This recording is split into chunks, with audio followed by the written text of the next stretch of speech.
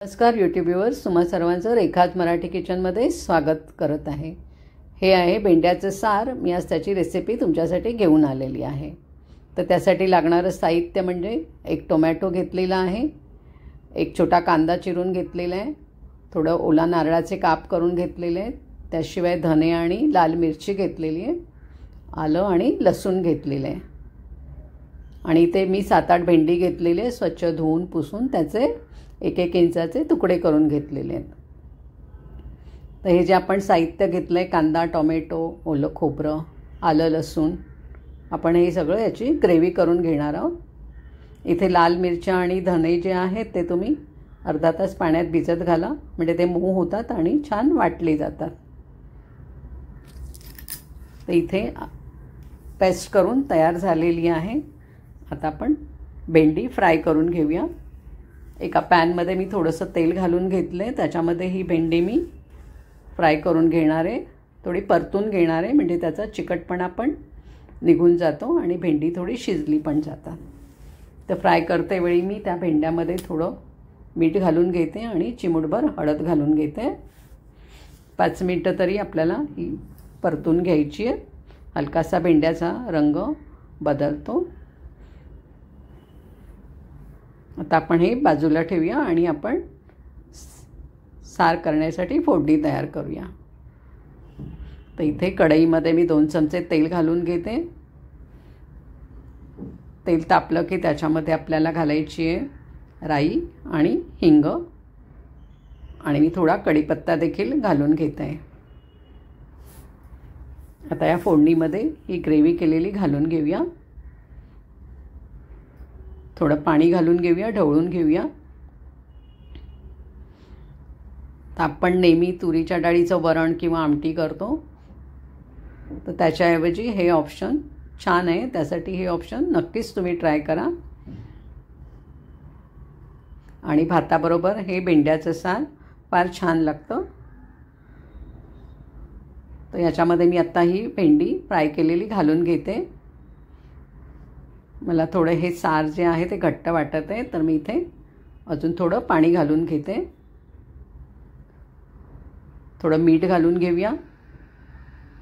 पहिला भेंड्यात पण आपण मीठ घातलेलं, त्याप्रमाणे इथे मिठाचा वापर करा। तर हे सार जे आहे हे मी भाताबरोबर घेणार आहे, म्हणून मी अजून थोडंसं पाणी याच्यामध्ये घालून घेते। इथे जवळजवळ मी 1 पेला पाणी घालून घेतलेलं आहे। तर इथे हे सार आता फक्त एक उकळी येईपर्यंत आपल्याला शिजून घ्यायचं आहे।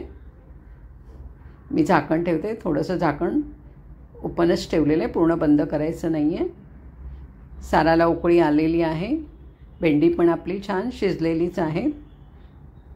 तर इथे गरमागरम असं भेंड्याचं सार भाताबरोबर खायला तयार आहे। आता हे आपण सर्व करूया।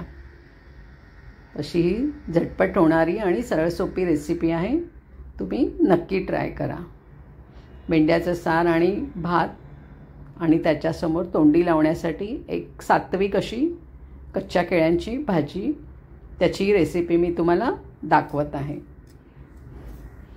तर त्यासाठी मी इथे 4 कच्ची केळी घेतलेली आहेत, धुवून घेतलेली आहेत आणि ही आपल्याला त्याच्या छोट्या छोट्या फोडी करून आपल्याला पाण्यात घालायच्या आहेत, नाहीतर केळी काळी पडतात। तर ती कशी सोलून घ्यायची ते मी तुम्हाला दाखवत आहे। केळ्याच्या वरचं साल काढून घ्यायचे, जे हिरवं साल असतं ते आपल्याला पूर्णपणे काढून घ्यायचे आणि त्याच्या छोट्या छोट्या फोडी करून घ्यायच्या आहेत आणि त्या पाण्यातच टाकून घ्यायच्या आहेत, नाहीतर कच्चं केळं हे काळं पडतं।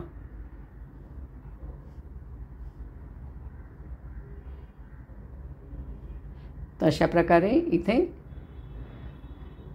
केळी कापून घेतलेली आहेत आणि पाण्यात घालून घेतलेले, त्यातला स्टार्च पण निघून जातो।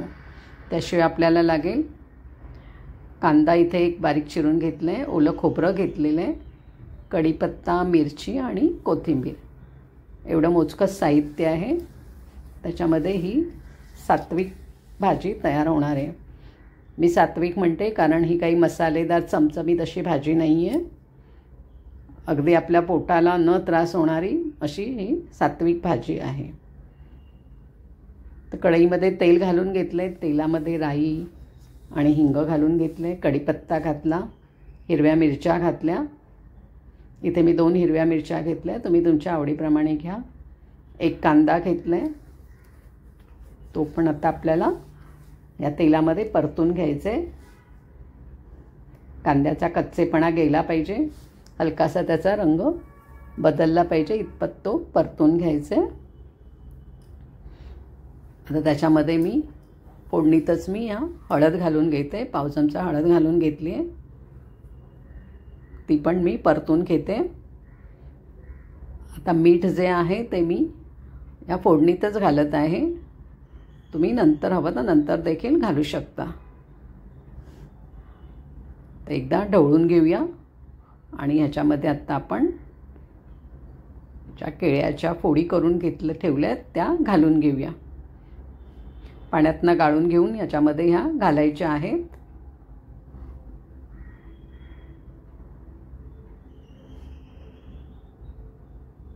छान एकदा ढवळून घेऊया. ही पण झटपट भाजी तयार होते. अगदी 10 मिनिटात केळ्याची भाजी तयार होते आणि चवीला देखील छान लागते. आणि ही माझी आवडती भाजी आहे. तर याच्यामध्ये सगळे जिन्नस घालून झालेले आहेत. किंचित मी पाणी घालून घेते 2 चमचे आणि वाफेवर ही आपल्याला भाजी शिजून घ्यायची आहे. थोडंसं पाणी घातलं की ते खाली लागत नाही. आणि झाकण ठेवून आपण ही भाजी आता 5 ते 10 मिनटं शिजून घ्यायची आहे. मध्ये झाकण उघडून एकदा ढवळून घ्यायची आहे, नाहीतर खाली ती जळण्याचे चान्सेस असतात.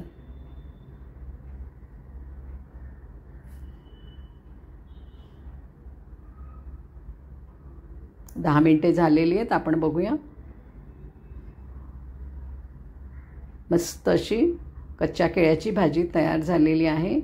केळी पण छान शिजली गेलेली आहेत. आता याच्यावरती आपण ओलं खोबरं घालून घेऊया आणि कोथिंबीर घालून घेऊया.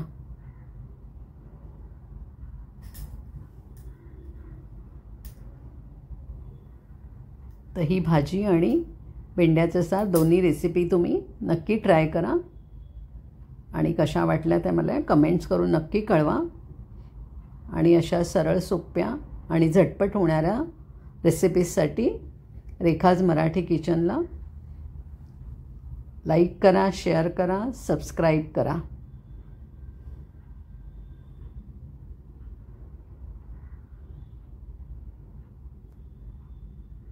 धन्यवाद.